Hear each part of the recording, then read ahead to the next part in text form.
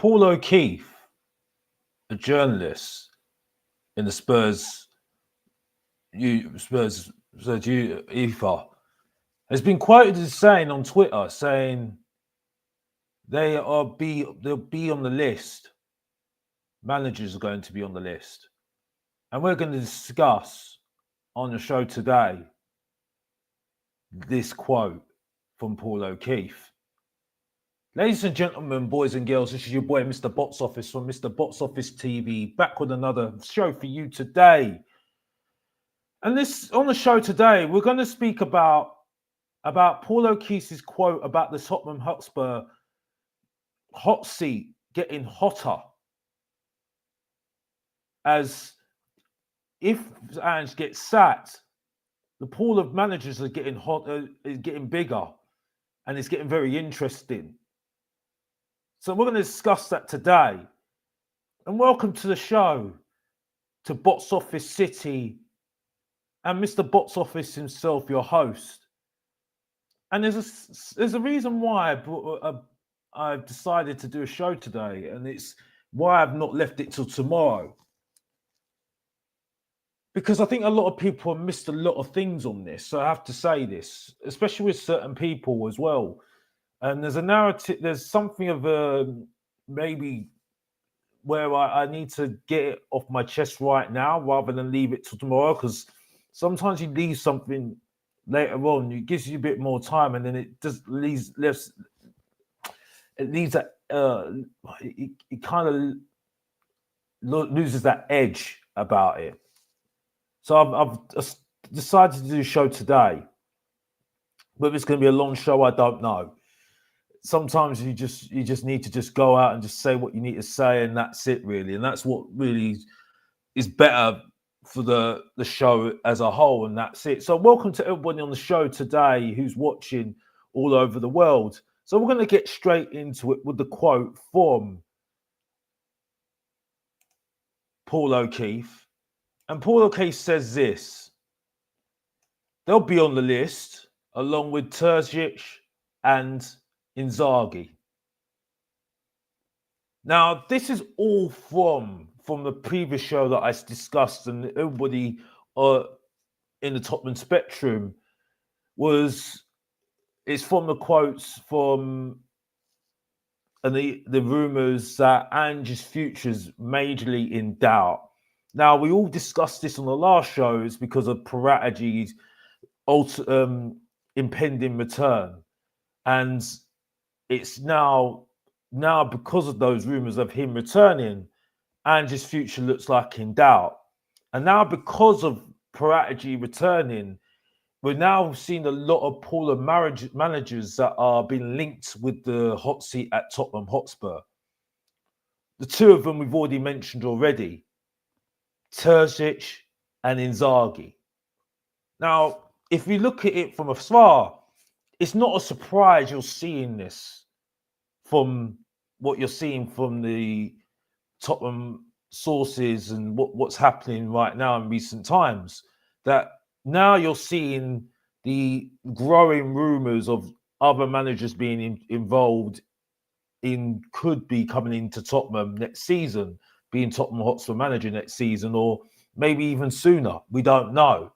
It could be that or not. But from what I'm hearing now, from what the rumours are, from Paratici's ban, he's going to be. That's going to be his ban will end towards the end of the season in June. So then he'll be available, and whether he will return at Tottenham, we don't know at the moment. But there are still rumours that Tottenham are more interested. They're very interested in getting him back because Daniel Levy has a very good relationship with Paratici, and we all saw what happened previously when before Paratici got banned. So the issue is at the moment, what type of coach will be suitable for Tottenham at the moment? And when you see the names that are linked with Tottenham at the moment, you're seeing one that's currently in a job with Inter Milan, Inzaghi, and it's quite interesting that he's linked with the job, which is not a surprise to me. But another manager is in Terzic. And I've heard a lot of issues. I've said a lot about Terzic. One that I would say, yeah, maybe I wouldn't mind, possibly. But I mean, I need to see him at Tottenham. But also, there's been people that have put the stamp against it. And I want to put an argument for why.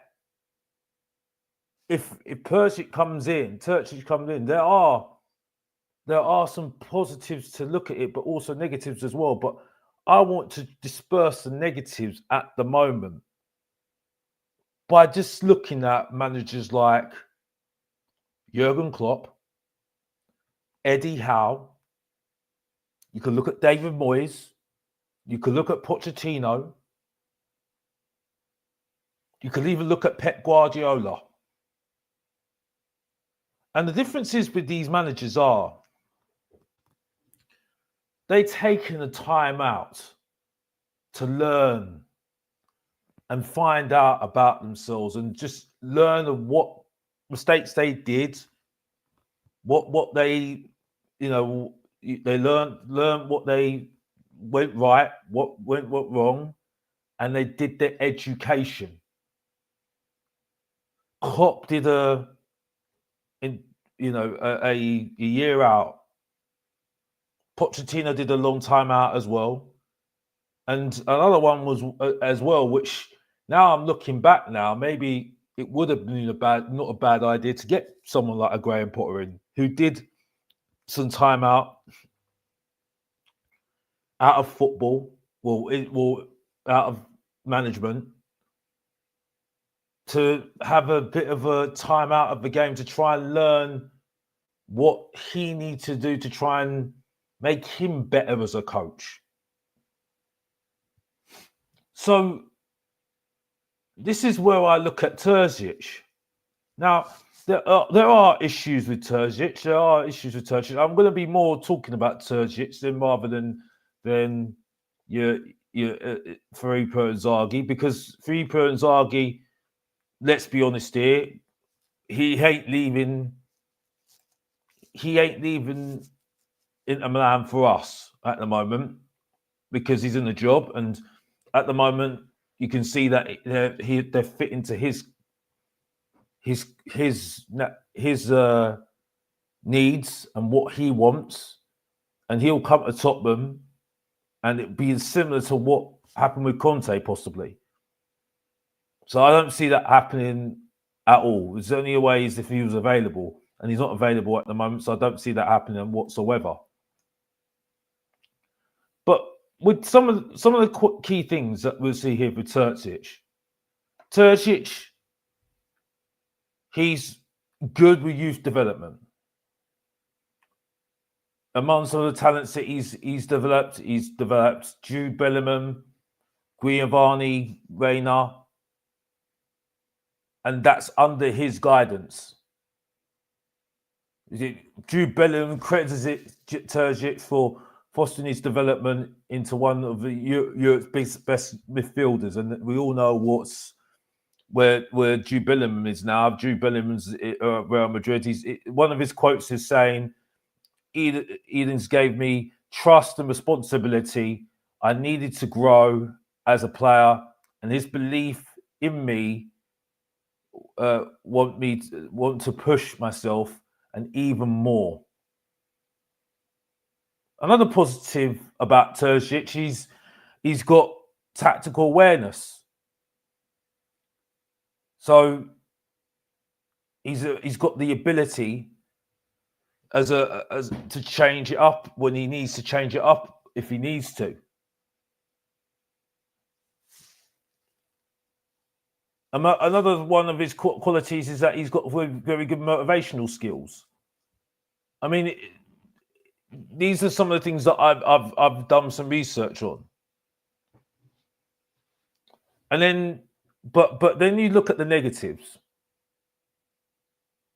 and when you look at his negatives, some of the criticism is that he doesn't adapt tactically. one of the quotes is saying that this defensive focus often led to confusion among players about when attack and when to sit back. It sometimes stifled and our natural attacking play. Now, this could be looked as in different ways. This could be looked at different ways, really. And this is where I've looked at it and thought, okay, if that was the case and that stifled Dortmund, one of the reasons why he left, I mean, one of the things that a lot of people have had an issue with, and I know this is a lot of people, after doing research on this, a lot of people have said this, there was an issue with him with different experienced players. And he had his favourites with the young players. Young players he was all right with, but the older players had a massive issue with him, and that was one of the things that came up in Dortmund. But with all that, with everything that I've just said, about Indin Terzic, everything I've just said, would you have taken Eddie Howe after Bournemouth?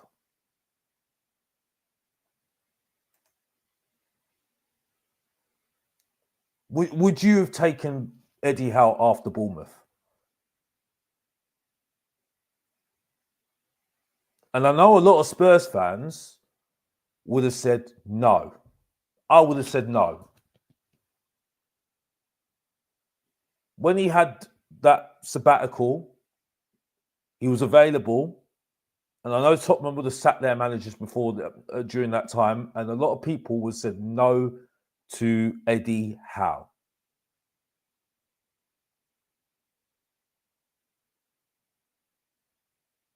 But at the moment now, would you take Eddie Howe now? And the answer would be yes. Because you see now Eddie Howe, after time out, after Bournemouth, he was able to learn, go off, go to other clubs, learn from top man, the way they do things, learning how to improve himself. And following that, now you see the difference of him being a coach at Newcastle. He still was a very good coach at Bournemouth. Very good coach at Bournemouth. But with that timeout, has he become a better coach? Being able to adapt, being more regimented, more disciplined, rather than just playing attacking football, part of possession football. He's able to play more defensive football. And that's because of that time he had out after Bournemouth.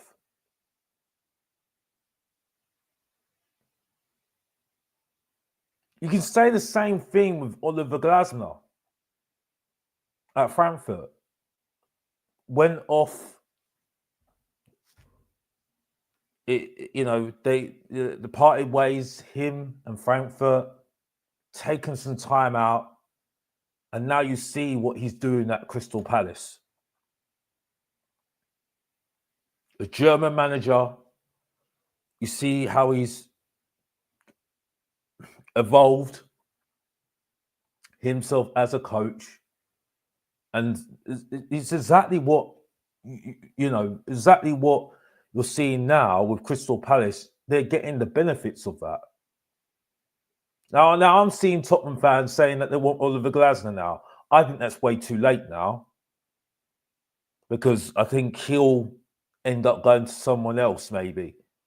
If Tottenham want him, they're going to have to pay over the odds for him, because I think Crystal Palace are nowhere near going to be anywhere near being I think Crystal Palace will know won't just let him go like that. They'll want a lot of money for him to take him out of Crystal Palace. Only if his contract comes to an end, is nearing his contract ending or anything like that. You can see Crystal Palace. You can see that he could go somewhere else, but then there's other top teams that might just want to take him off their hands. Anyway, he'll get other offers. That's the thing, especially if he wins the FA Cup. Top teams will look at him. Now, people might say it's very disrespectful me talk about this when someone else is already in a job, Ange Postecoglou. But you know my thoughts on Ange Postecoglou already. And for me, with Ange, unfortunately, I don't see him evolving. For a start, and I'll give some benefit. I'll give some credit to Ben, who brings up this point. He's brought up this point countless of times from the coffee company. Big up to Ben. He never brings his own coaching staff. And that's one of the things that I think is very, very important here. If we're going to bring in a coach, he has to bring in his coaching staff. Regardless whether the manager's there for a long time or not, he needs to bring in his own coaching staff. We can't be doing it on the cheap, bringing in our own coaching staff, because that's never really worked in the past. So for me, just to go back onto Terzic, for me, Terzic, if the question needs to be asked to Terzic, are you able to adapt? And what are you going to do when things are going wrong? When the going gets tough, what are you going to do? Because you are now a coach at Tottenham Hotspur. And this is where I think people are getting this absolutely wrong. When you're a coach at Tottenham Hotspur, this is why I think Inzaghi wouldn't be ready for Tottenham, because Tottenham Hotspur are a completely different animal right now to what he would get at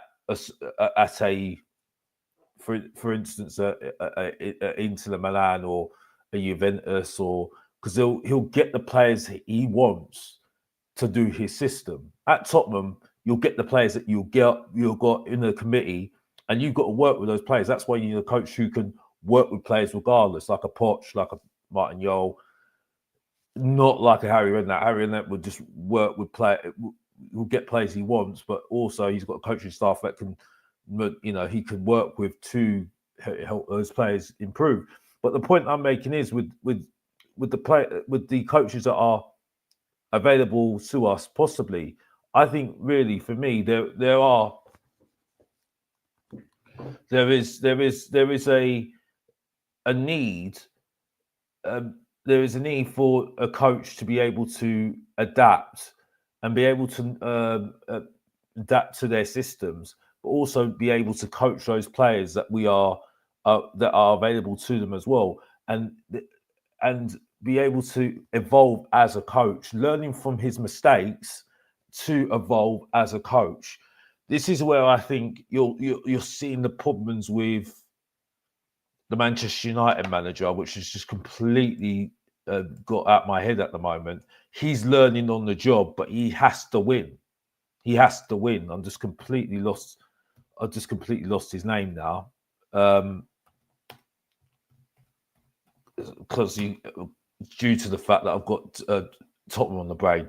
But it's just one of those things where I think for me, I can't believe I completely forgot the Manchester United manager. I can't believe I just completely forgot him. Ruben Amorim.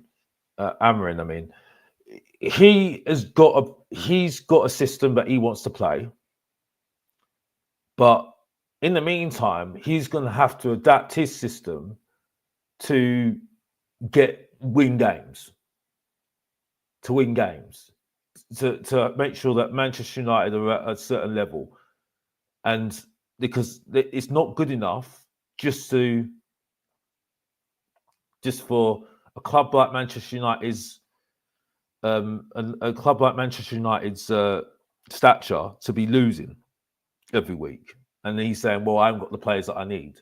Well, no, you need to adapt with the players that you've got at the moment, because unfortunately, in the summer,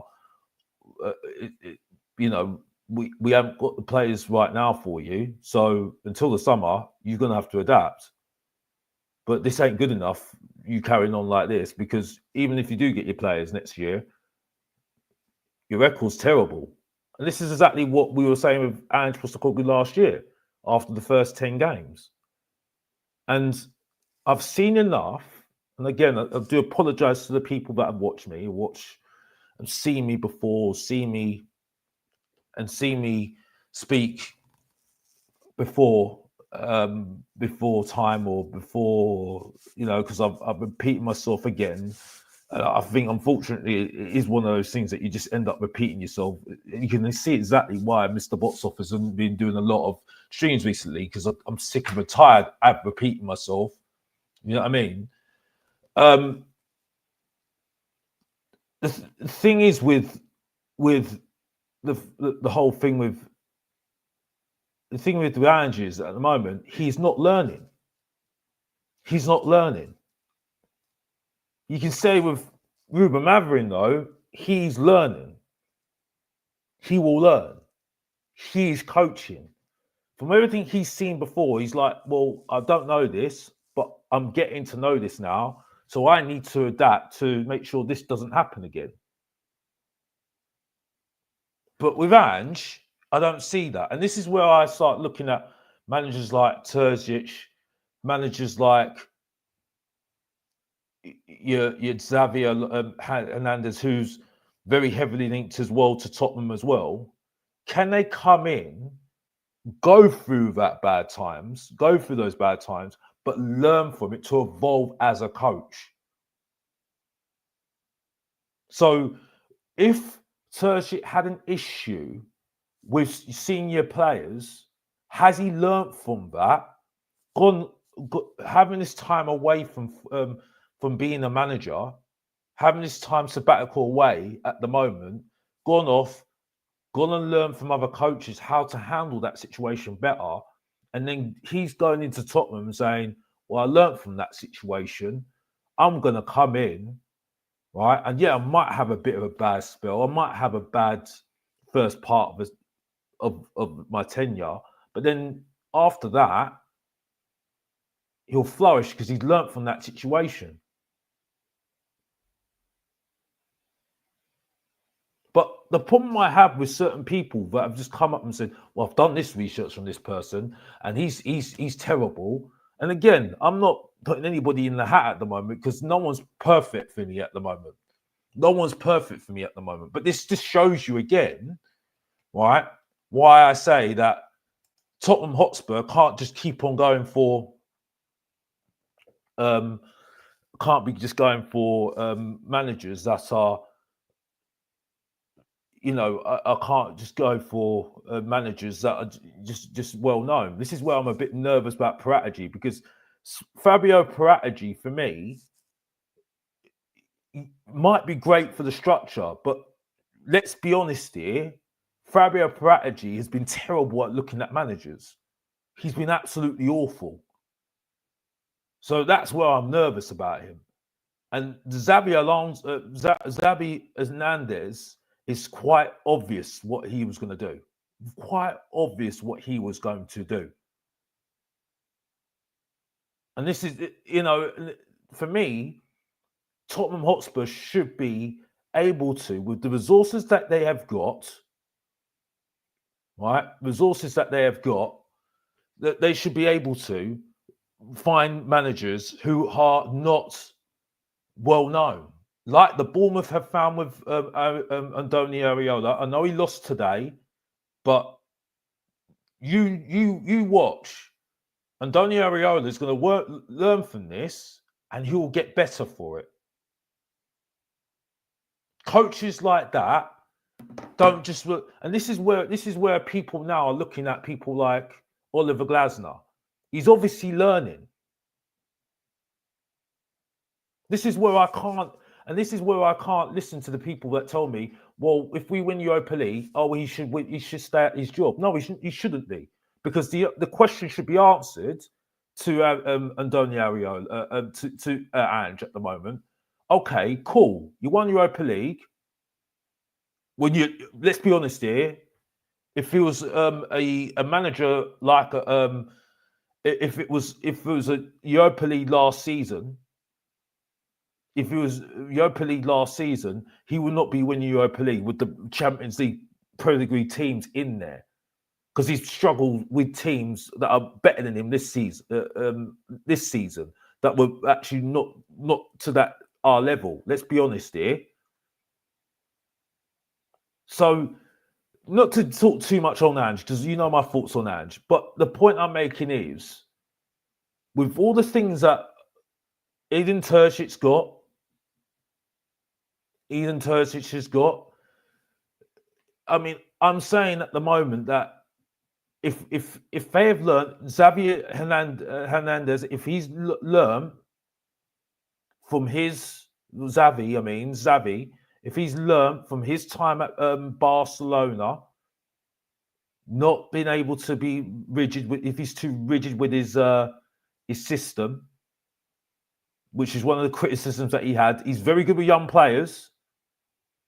From what I'm seeing, he's very good with young players, but very rigid and very too much possession based. Is he able to learn from his time at Barcelona that he needs to adapt and learn from his time away what he needs to improve on to be successful at other clubs? And it brings on to my further point that Tottenham Hotspur can't be relying on a manager for many years. Because what Tottenham need to be doing is the system. Now you bring in a director of football. The director of football should be the main person in the cog at the moment.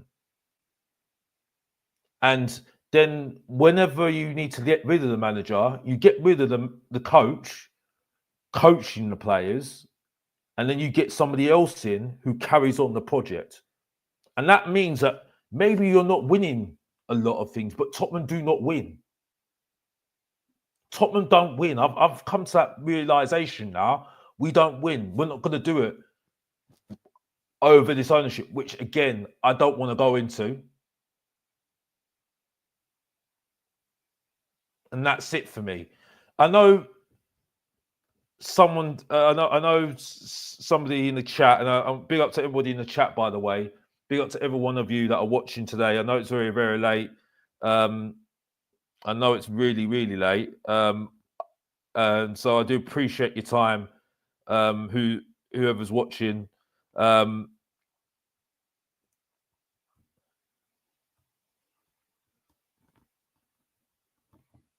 Big up to everybody who's watching. So yeah, but for me at the moment, it's one of those things. I know Dan has argued about Inzaghi. Now, for me, again, like I said earlier in the show, I just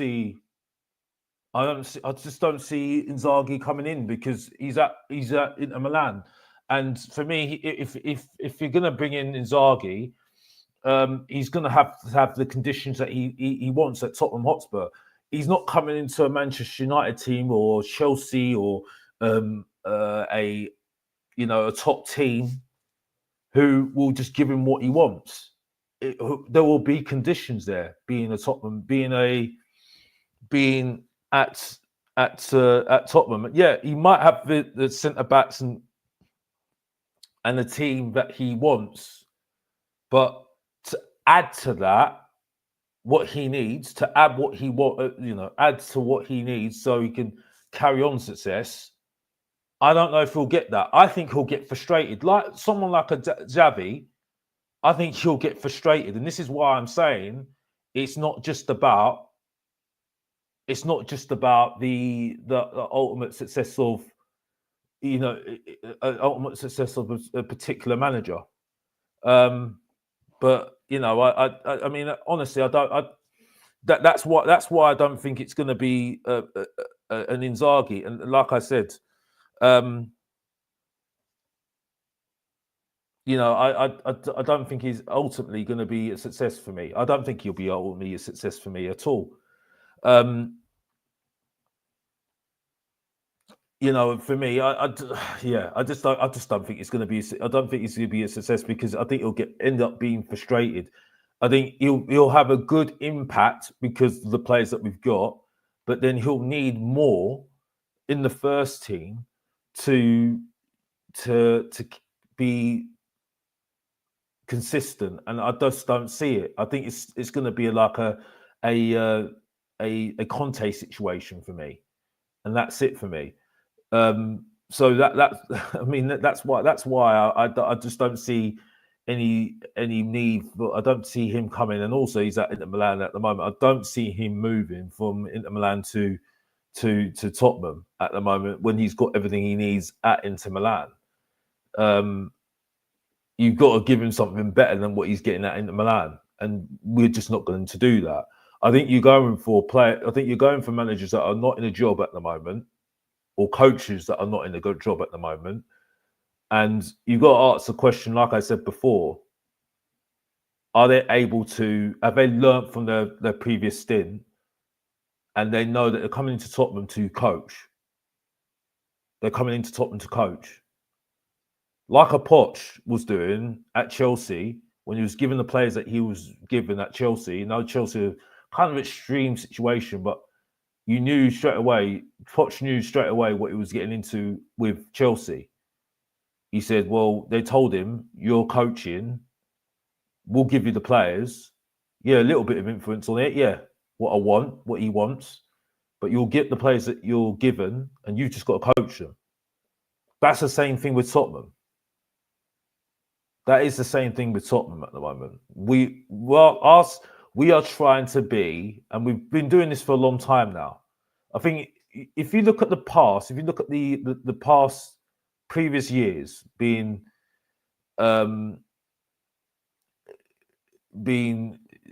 Enoch, Levy, you'll see the way that we've done things, and ultimately we've been trying to do the model of what Europe do with their coaches, having a director of football who the main person, and then you've got the coach, then you got the recruitment team, whatever you've got it, and that's what we ultimately were trying to do.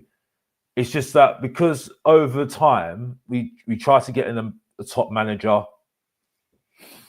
we try to get a top manager in, and try to work it that way to try and get us over the line in certain things. That was after Poch, with your Jose Mourinho and then Antonio Conte. But ultimately, we've always been with the ownership we've got, we've always suited a coach that just coaches players. It's just quite simple. The only one that's kind of changed the mold a little bit is Harry Redknapp, because Harry Redknapp was straight up saying, "Well, I'm not here to just be a coach. I'm a manager. I ultimately will if I want a player, I want full control of what's going on." Fair enough, and that was it really. But all through the tenure of Daniel Levy and Enoch, it's just been more. You coach the players, the manager, and then you've got a director of football. We had it with David Pleat, Frank Arneson, Daniel Kamoli. There was others, if people can say it in the chat, and that's it for me. So ultimately, this is what we should be doing. So when I look at some of the coaches we've got that are available at the moment, if Ange leaves, you know, why, you know, these coaches, we should be trying to take a chance on. We should be taking a chance on, because if we don't take a chance, these are ultimately some of the coaches that we should be taking a chance on. Big up Daniel Knighty, by the way. Big up to you, bro. Yeah, Paul Mitchell. Yeah, one of the best. Yeah, he was. He was. Big up to everyone in the chat, by the way. Big up to Scott M. Big up to Ghost One. Big up to you. Big up to Smithy. Big up to you. Big up to Lee D. Big up to you, Miss Bunny. Big up to you. Big up to John Fitzpatrick. Big up to you. Yeah. So ultimately, yeah, I just think for me, there ultimately is a clambering for us to just find coaches that are good. I mean, like I said, I've seen people like Ingo Perez for Rio Vallecano, same team that Andoni Ariola's come from. You know, there's Stuttgart manager as well. But I mean, there are coaches out there that can do it, and they've got other problems as well. But the difference is with those managers, they're in a job at the moment. I just think we're just being very dismissive about managers that are not in a job, or coaches that are not in a job. Yeah, they did maybe have failed, like your Terzic. But like I said before, would you have taken Eddie Howe after Bournemouth? And no, you would have not taken him, because some people will say he's not ready for a top club. But right now, would you take him now? And the answer is yes, you would take him now, because now you've seen that he's learnt from his stint at Bournemouth. He's gone off, he's done his sabbatical, and now you see what's going on. Big up Destiny 5, by the way. Big up Destiny 5, by the way. Big up to you. Yeah. He says, good evening, Destiny. Bring Poch home. I don't think Poch is coming back. And even if I did, I don't think we should go back to him. I think there's other coaches out there that would do it. Big up to Tot Spurs, by the way. Big up to you as well. But, you know, for me, there is, you know, for me, like I said, these small teams are going for coaches that are ultimately not good enough, not so big and not well known, and they're taking a chance. Crystal Palace were able to take an opportunity on Oliver Glasner. Why do we not go in for Oliver Glasner? Why do we not go in for Oliver Glasner when he was available then? Again, not taking the opportunity when it was there for us to take him. Now we're seeing what we're seeing with Crystal Palace now. Now he's looked as, he looks very, very good at the moment. But that's only because he's at Crystal Palace. Why is it the case now? Why do we not look at that before? You got to ask the question, why do we not see this before?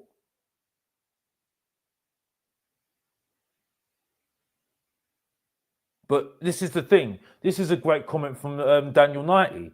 He says, well, I said Oliver Glasner makes obvious sense, but Parish won't let him go.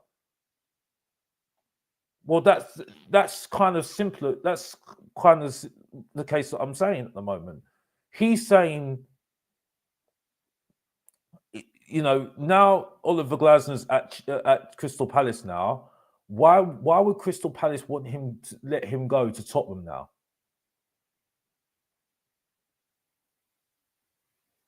And it's not the case. Yeah, Tottenham can go off and spend the money and go and try and get him. That's fine. But Oliver Glasner's thinking, well, I'm in hot property at the moment. If I go on and win the FA Cup, if I go on and do something, why would I want to go to Tottenham when I can go somewhere else that's more a top team? But why did Tottenham not take a chance with Oliver Glasner when he was available? Our answer to Conte leaving, bringing in Scott Munn, was Ange Postecoglou.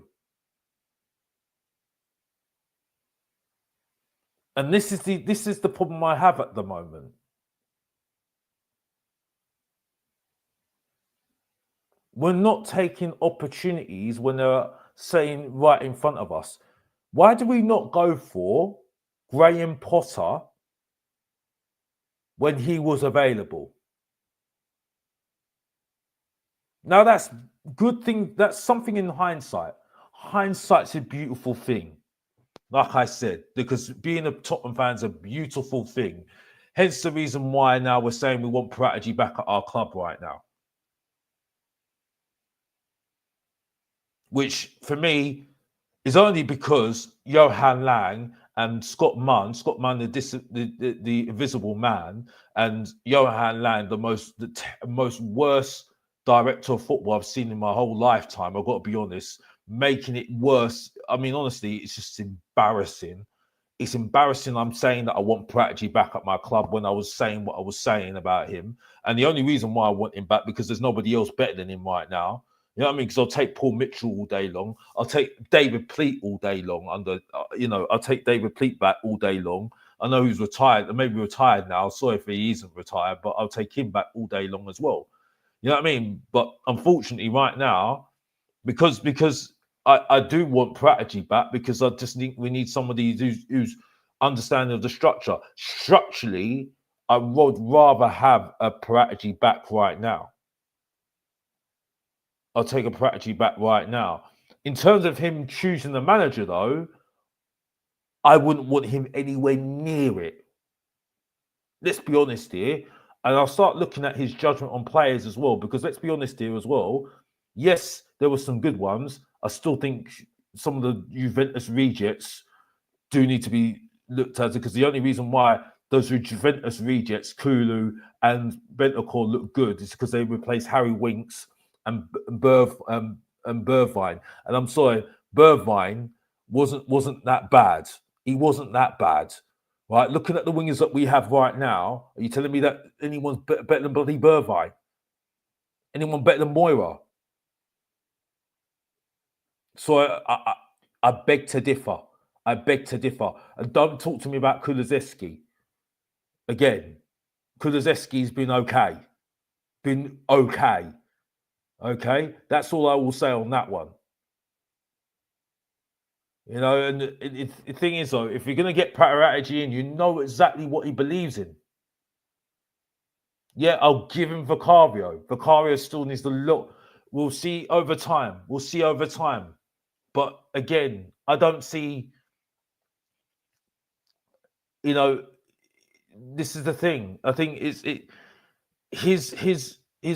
position, his way of possession, his decision making on managers hasn't been great.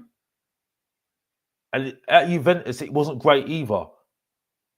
That was more to do with, and I can't remember the director of football at the time. That was to do with there was a time that I just can't remember his name now. I've got the article that let me just get the article.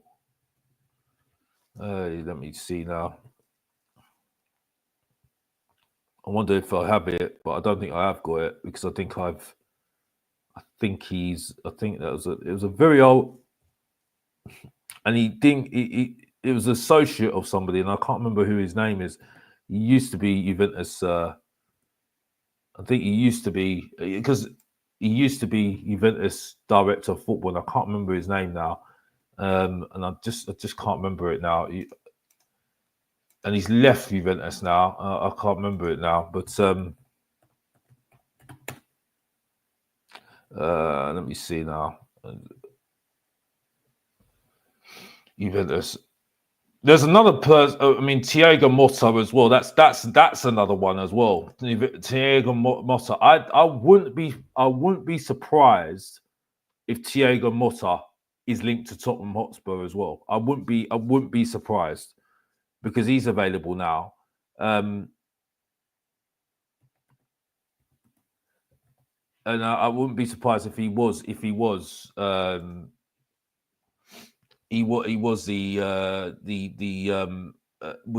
linked to Tottenham anyway. I wouldn't be surprised as well, because he's former Juventus. I think he was one of the coaches. I think he was as well. So he's very high regards. I think he was. So yeah, it's a lot. There's lots there as well. And I just can't remember the name. I can't remember the name. Yeah, Basifi Rata, I think it was. Yeah, thank you, Scott, in the chat. And he had more influence on the coaches that came in at Tottenham Hotspur. I think he brought in Conte, and then he brought. I think when Paratici came in, I think he brought in. Oh, I can't remember who he brought in now. But his history of looking for managers hasn't been great. Has not been great, and if you look at his time at Juventus, it wasn't great at all. It wasn't good at all. So this is where my issue is at the moment, and I think he'll say it's about the future. Allegri, that was it. Yeah, he got Allegri, and then because Allegri is completely different to Conte,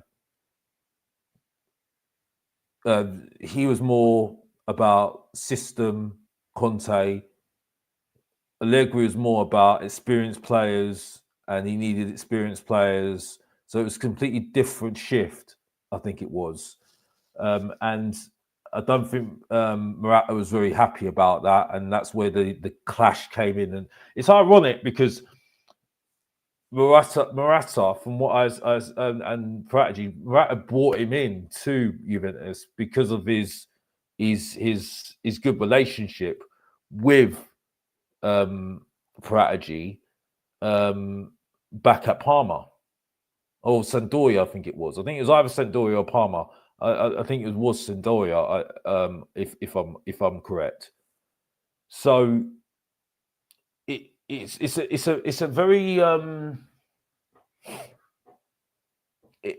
a very interesting thing with Paratici. He's not the savior. He's not. It's just at the moment he is good. We need him at the moment because he used to be at the club. He's available, and after his ban, and we need him back to sort out the structure, because structurally it is better than it was before, and he has got demands to make sure that structure is better in place. At the moment, the structure at the moment with the people that we've got at the moment isn't good enough. It isn't good enough at all. So we can't we can't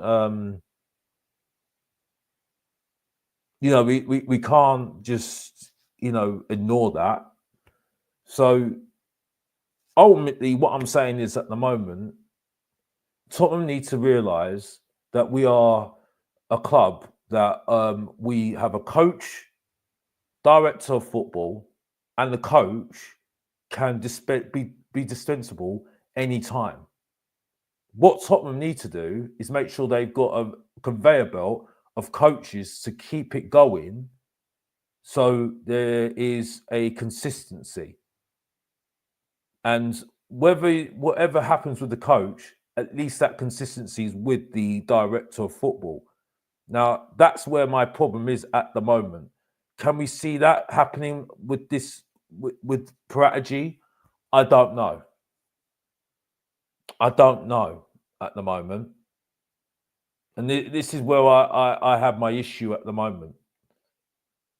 And by seeing some of the things that were happening at the moment, especially with some of the players that are getting renewed contracts, the whole issue with Romero, if he's staying or going. When let's be honest here, if his head's gone, he should have gone. We should be letting him go. The fact that now we're starting to think, and you bet your bottom dollar, that Bentancur is going to get a new contract if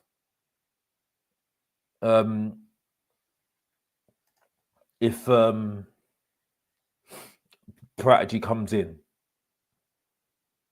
You bet your bottom dollar he will get a new contract, and then we'll double down on players like Adoji, Poro, the favourites, because they're looked as the favourites.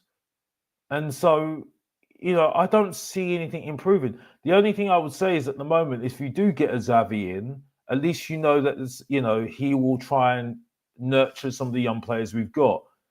That will be something that I think will definitely happen. But I don't see anything else happening in trying to improve anything else, improvement or anything like that, because I still think we'll look at it as saying, well, we'll have, we're building this youth project when the youth project is no existence of any youth project, because no young player comes through. The only thing that I think is important here to note is that if we do have young players that are coming through that are possibly available, if they are not going to have any opportunity in the first team, sell them. Sell them. That's what top teams do. Sell them. Make money off them. Okay, maybe that's there's a different way of saying it, but sell them, get your money for them so you can use that to replenish the squad. That's what you should do, so they can get the experience somewhere else, or put them on loan.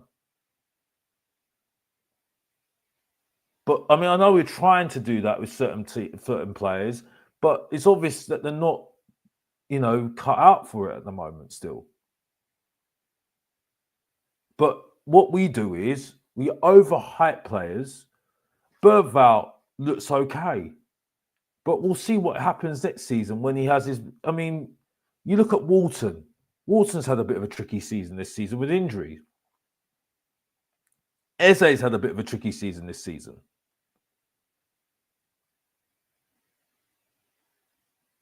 But, they still kept him in the team. And they've grown through their struggles. Will you see that at Tottenham?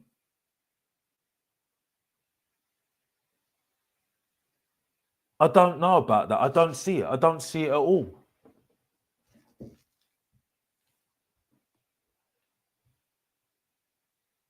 And it goes back to what I said, what Sol Campbell said on the overlap, which one of the things I wanted to speak about on I think it was on Friday. I think it was Friday night. We're not here to win trophies. We're not here to win trophies because we're not set up to win trophies. If we win the Europa League, it's because we're able to get through those 6 games, or how many games we've got to the final. But we're not set up to win trophies because most of the top players have come through this academy, all top players. They've not won anything. And Sol Campbell was so right from that. People can say whatever he wants about his accusations about the club, which was startling, I've got to be honest, back then. But he was spot on.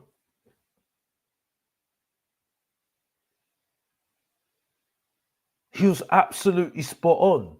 And that is the truth of the matter about this club. But what will happen next season if we win Europa League? Oh, we're back. Oh, we've got to back the manager. Oh, yeah. Okay.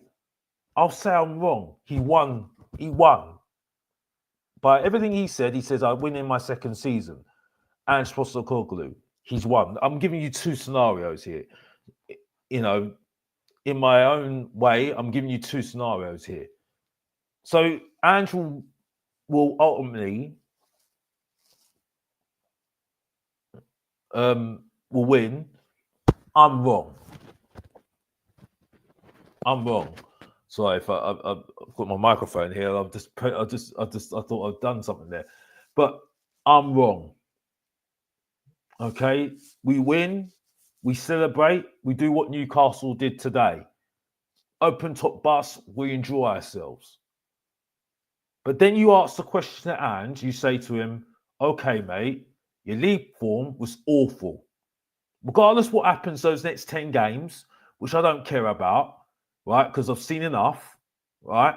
The only way that he changes my mind is if he adapts to what he was doing, what he's learned from what these previous games, and he starts to adapt to be more defensive, try and be more, trying to adapt it to the way he wants to play, and trying to adapt with some of the players that he's got. I will give him that. I'll give him that if he does that. But I think it's way too late. Way too late. Way too late for that for me. But you've got to ask the question to Ange: are you able to evolve as a coach? So your league form isn't going to get any worse. And in fact, the answer is no.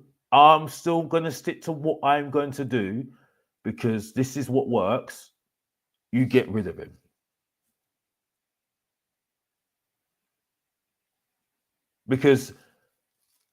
And that might seem harsh, but if we don't do that, all I will say is Di Matteo.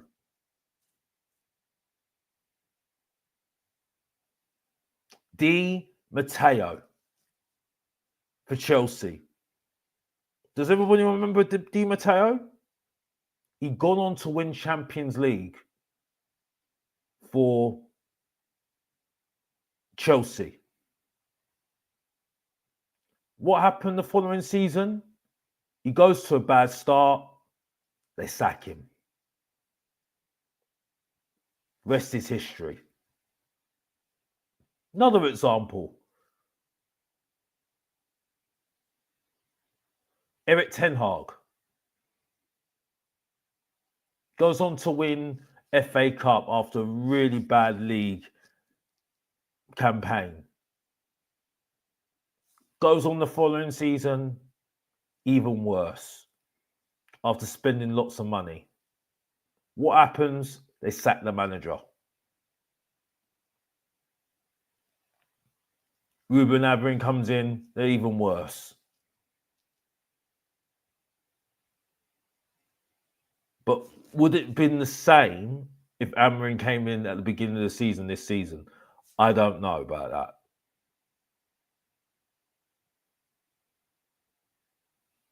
It's so many things there to say that we can do so much better. And this is the thing. This is the thing. It's such an issue for me. So, for me, yeah, you keep the manager. Yeah, he stays. Yeah.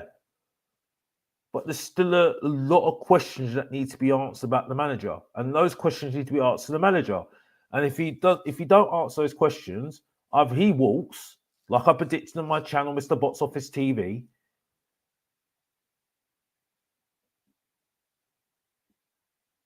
or we sack him.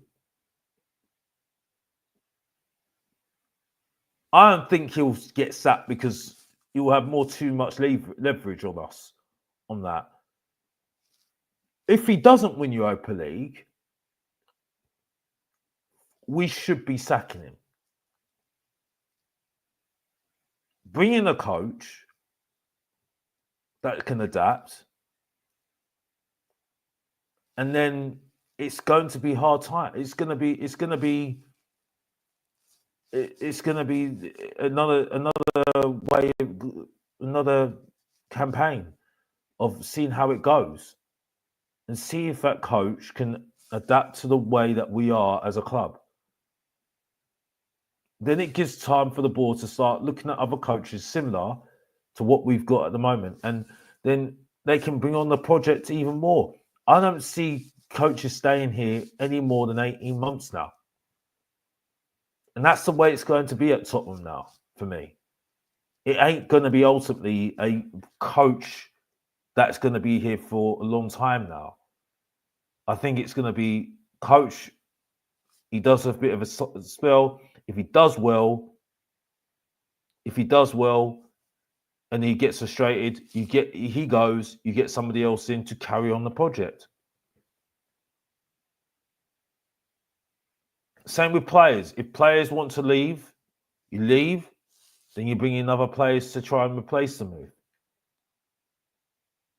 Like the Brighton model, like the Brentford model, like the Crystal Palace model. That's where we are at as a club.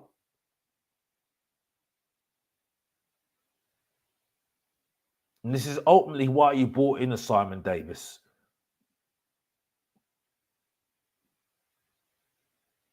Ultimately why you brought in people that Paratici brought in before, which I can't remember their names.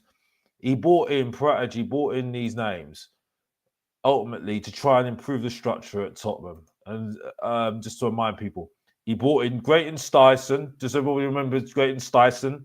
He was appointed as the performance director previously at Everton. He then brought in Andy Scolding as the head of football strategy. Used to be at Rangers. Then he brought in Leonardo Gabardini, who everyone knows as the chief scout, who found players like your Van der Vens, your Vicarios. That's summer that we brought in some very good players as well. Chris Scholder. And then he brought in Simon Davis, obviously, as the youth director as well. And then Yaha Toure, who's part of the youth setup. Now he's left. I think he has Jermaine Defoe as well. So it ultimately says a lot to me. It shows me that with some of the players, some of the appointments that Paratici brought in, he had the structure in place. He brought in that structure that ultimately helped Tottenham in terms of what they wanted to do, moving forward. What the structure needs to happen now is that needs to have a conveyor belt of how we move forward as a club in terms of what's on the pitch now. In terms of when a player has gone to his ceiling and he wants to move on, we need to get other players in to accommodate that and let that player go. Same with the manager, coaches. And this is where we should be doing the research on these coaches. So when it doesn't really work out with a coach, or coach has outclassed his ceiling where he can't go any further with Tottenham, we need to go out and get another coach similar. And that's it for me. And that's what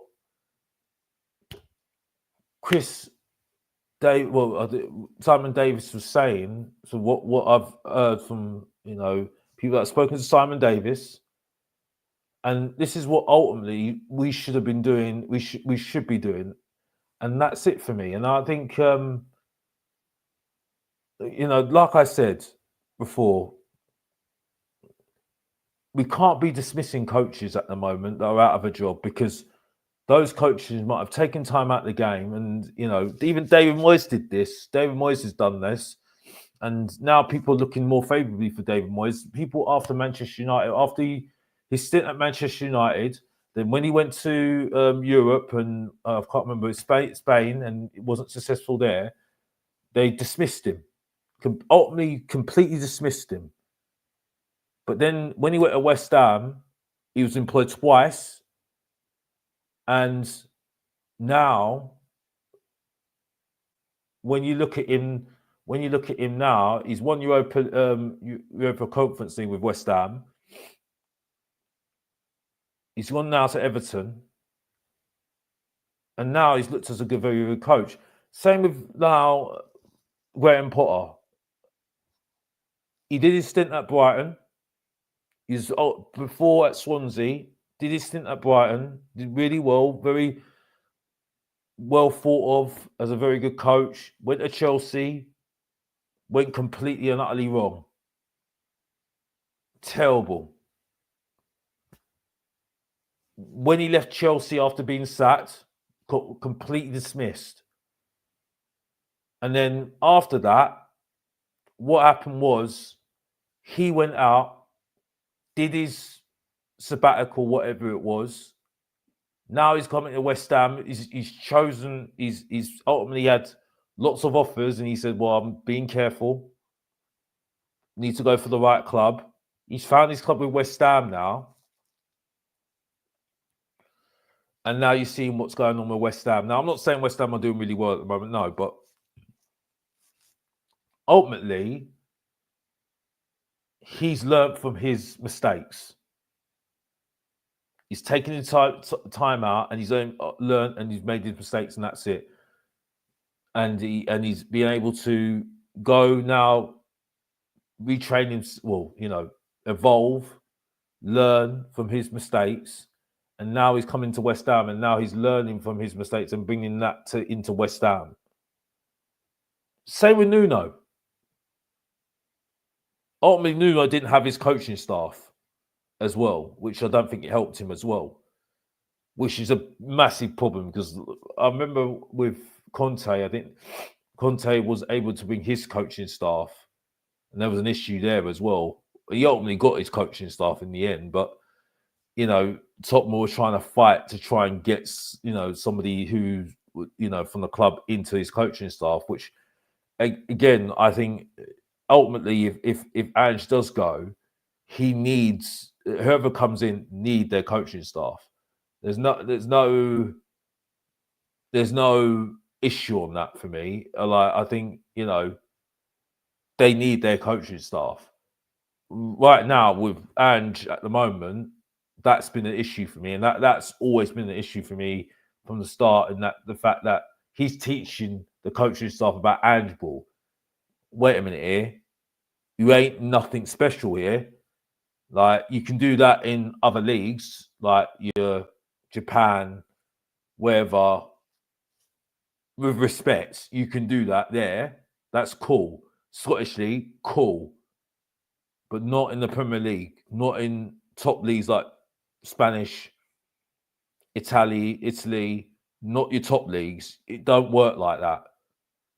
You're going to have to adapt. I mean, even the great Pep Guardiola says he needs to adapt, because he knows what's going on this season with Man City isn't good enough. And you're seeing that, and you see his coaching ability with some of the players like Mikel O'Reilly. You can see exactly what's going on there, and they're having a bad season in their eyes right now because of of the achievements they've achieved and stuff. So it ultimately shows you this is where the issue. You can see the issues that I have at the moment. But what I say is ultimately, which hopefully is coming out of this video, coming out of this show tonight, we cannot dismiss managers because of their bad record, what's happened before. This is where when we're looking for a manager, the questions need to be asked scenarios need to be put down to them and saying, what are you going to do in this situation? And if the answer is, we're just going to stick to what we're doing, well, you're not the right man, are you? And that's ultimately that's the whole point for me. I'm saying this right now is that for me, you know, like I said before to everybody, would you have taken Eddie Howe at Bournemouth after Bournemouth? And a lot of viewers said no. Why do we not go for Oliver Glasner when he was having sabbatical? A lot of people have question marks on him.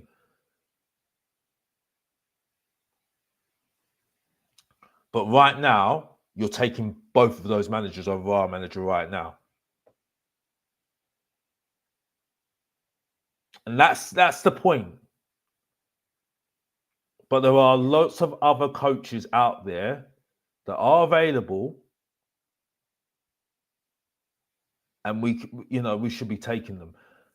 Another thing as well, would you have taken Graham Potter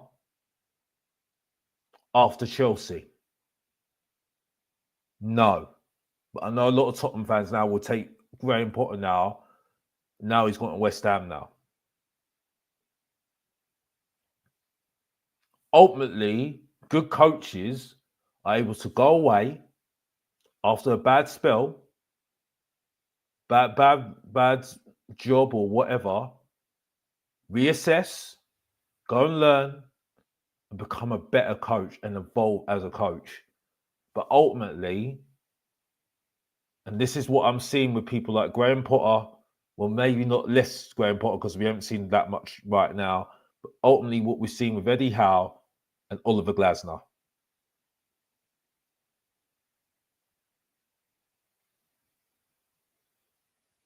Just saying. And that's where we'll leave it tonight. I might see you might be seeing another show tomorrow. I had to get this out. Again, another show from Mr. Bot's office where he's more calmer. Maybe because I'm just enjoying life really. I was out last night and enjoying more soca music, and it's funny because I'm watching shows and I'm not getting too riled up anymore. Don't really care anymore. Even some of the Ange fans that I actually listen to, I don't really care anymore. Really, they don't rile me up anymore. They don't affect me anymore. I don't care anymore. And I've got no need to make any noises anymore because they don't affect me anymore. I don't care anymore. I know what I'm going to see. I know what I'm going to ultimately. I know ultimately what I'm going to see from people now. So it isn't a big deal anymore for me. With Ange fans anymore. I just don't care. By the way, big up to all the mums. By the way, on Mother's Day, big up to you all. Because I know it's gone now, Mother's Day, but big up to all the mums. Big up to Alex's mum.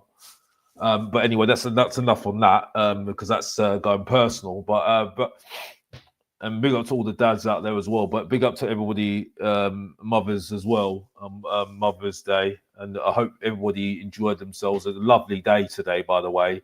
A lovely day in the sun. And I hope you all enjoyed yourself in the sun because when you get lovely days like this, like lovely days like it's yesterday, you need to enjoy it with your families. Enjoy it while it lasts because unfortunately, weather like that, you don't get a lot of that, don't you? You don't. So yeah, enjoy it with your loved ones, and that's what you should be doing. I know a lot of people have got to go work tomorrow. Mr. Bot's office works for Alex, and Alex he's got to work, maybe possibly. But anyway, moving on from that. But like I said, I don't get affected anymore. I just see a lot of excuses still. A lot of people going back on themselves, backtracking a lot now. And they're looking very silly at the moment for me. But it is what it is. Like I said, I haven't, for me, I don't need to blow my own trumpet anymore because I've proven my point. And this is why I'm so calm now, because I proved my point all back then when people were looking down at me. It is, it isn't a case of being, and it's not because it's not an ego thing. It's just I was right all along. Maybe because I'm not, maybe I don't need to do too much. It's just history being a Tottenham fan. That's it for me. The only thing I think the problem is at the moment for me at the moment is that I'm not very histrionic about other teams at the moment. You can only see how it plays out, and that's it for me. I do feel that football's got worse in terms of football in general, quality wise, has got worse because you have it's very inconsistent, and I think sums it up with certain, the FA Cup. It's quality wise hasn't been great. I mean, it's up and down. Entertainment wise is great, and it's everything that we've been saying the last couple of years. But people have said, well, oh yeah, it's more exciting because you get more exciting games. Not really. I think it has got ultimately worse and worse. And there's less influence on different players now. It's more on coaching and systems. And ultimately, the maverick has kind of gone out of football now. And it's sad. It's sad. And you'll see it in the World Cup coming up. You'll see it in the World Cup coming up. You'll see more wonder kids coming up more. You'll see more of those growing. And that's it for me. I don't see ultimately top players. They'll have a few good, seasons, or one or two good seasons, and then they'll die off because ultimately the ego will get too big, and either a system doesn't fit their narrative or fit their way, or that's it really. I remember a player called Lamar. I can't remember where he came from.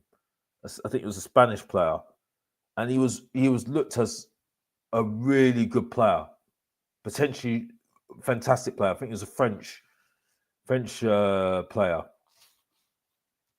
I think Arsenal were linked with him for one time as well. He went to a top club. I think he went to Atletico Madrid. Didn't see him. Did not see him whatsoever. And I think that's ultimately what happens with certain players now. They have a good, they're developing, and then they've got an upward trajectory. And they either go to a top club and just boom, or you just don't hear from them. And what they'll say is that they're Thomas Lamar. And ultimately you just don't see anything from them. It's the same with Hazard. Hazard was up there at Chelsea. Then at Real Madrid, that's it. And it's just it's an interesting way of looking at things, really, for me. It's an interesting thing to look at things for me. But that's what I was saying today. Yeah, ultimately, yeah, the whole thing of the show was on the quotes from Paul O Keefe, but it's really to talk about the managers that we are linked with at the end of the day, and to look at those narratives, and that's it. I mean, we won't have time to do it today, but we might talk about it tomorrow, maybe a little bit about Javi. And Javi could be a good option. It could be a good option, but he needs to be the coach. He needs to understand he will be coaching the players. And we we'll be he'll be coaching the players, and the hierarchy will be choosing the players. It's simple as that. That's what we are as a club. That's what we are as a club, and that's the way it works. And it's like what's big up to Daniel 90, by the way. Big up to Daniel. But also, by the way, big up to Hotspur Hood, Dan the Hotspur Hood. Big up to you, bro. Big up to you. Big up to Albie Miguel's. Big up to you. Yeah, big up to everybody. Yeah, big up to you. Big up to you. He says, I don't think Xavi works with Levy. And I can't disagree with this, because ultimately, he's got to understand he is just a coach. He's got to understand that. I coach the players. They choose the players. They buy the players. And if he understands that, that's cool. It's like Les Ferdinand said on the overlap. He says, well, coaches come into Tottenham, going to, when they are, going in for an interview with a club for a job, the director of football's telling them what's going on, and they either accept it or they don't. And that's why you see mostly these top managers, they're declining jobs, because they have a chat with the director of football, anybody else like that, or whoever they have the interview with, and they're sitting there saying, they're giving the conditions of the job to maybe their agent or whatever, and the manager's looking at it and thinking, potential manager or coach of that is available, and looking at it and thinking, well, nah, can't work with this, can't work with that. No, I'm sorry, not for me. And you see some of the managers, like your Graham Potters, like your Eddie Howe. And remember Eddie Howe, a lot of people were saying at the time when Eddie Howe was declining jobs, he declined the Celtic job as well. And when he declined that job, a lot of people were saying, oh, he's just got to take an opportunity. When his opportunity comes, he needs to take it. And he waited for the right opportunity. So now coaches are looking at it and thinking that, they're taking their opportunities. If the conditions are not right for them, they don't take the job.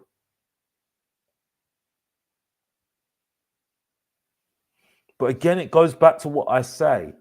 Tottenham should be doing research on coaches that are ultimately fit into what they want, that can just coach the players, develop the players. Because if we're going to do this youth project, if you're going to put Burval, Archie Gray, Phillips, Mikey Moore, all these players that are ultimately big players that are available, that are ultimately in the big spotlight, and saying this is what we're focusing on, you need somebody to coach them to coach them to develop them and give them opportunity. And stop worrying about your your Bentancurs, your Romeros. You ultimately focus on that. But history-wise, we see that we're not going to do that. And that's the problem with Tottenham at the end of the day. And I will leave it there, because we'll be back tomorrow, hopefully, to discuss this further on Mr. Box Office TV. Big up to everybody in the chat. Big up to everybody watching around the world. Big up to everybody who's taking their time out. Hopefully you're liking and subscribing. We're on the road to 2,000 subscribers. I don't know if we've got any subscribers. If you haven't subscribed, you should be subscribing right now. Listening to Mr. Box Office. People will say I waffle, but to be honest, I think it's good waffle as far as I'm concerned, and that's it. He's live and direct from the Box Office City. But big up to everybody in the chat. Big up to everybody, and thank you for watching on the day that the FA Cup semi-final has been decided. Well, has been decided in terms of the matches that have been decided. Forest and Man City, Crystal Palace and Aston Villa in the semi-final in the next couple of weeks, and that's it. We're going into the on the week that we'll be playing Chelsea, and we're back to the Premier League after a long absence.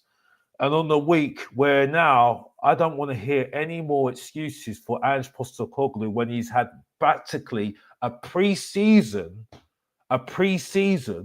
where he could have gone to Dubai with some of those players to train them up and make them ready for the most important period of his tenure at Tottenham Hotspur. And that's it. So I don't want to hear the excuses, and that's it for this week, and that's it for me. Chelsea, it's coming for Tottenham, and we are going to see whether we have learned anything. I'll tell you what, for a spoiler, we ain't learned nothing, because we're not going to learn anything, because Ange is still going to do Ange ball, and that's it. Like I say, that we're going to wrap up this show, like everybody, everything else like that. Big up to everybody who's watching. Thank you for watching, and thank you for taking part in the show. But like every single time we wrap up this show, we do this. If you didn't know, get to know, support your boy, Mr. Box Office, subscribe and like, and come on, you Spurs. And we're out.